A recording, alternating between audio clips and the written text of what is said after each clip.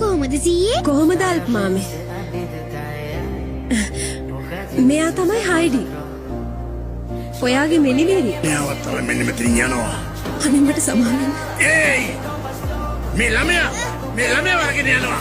ඒත් එයාට මම ඕනේ සීයේ. දොර අරින්නකෝ සීයේ. සීයේ.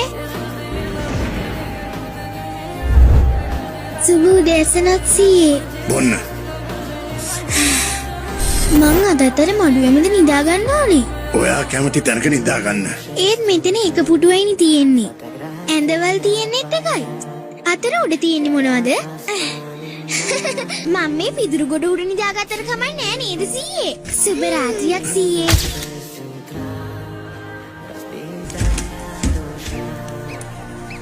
ඒක නෙමෙයි සීයේ. ඔයා මේ පුටුව මටද හැදුවේ? ඇයි ඒක හොඳ නැද්ද? මගේ සීයට මං ගොඩක් ආදරේ.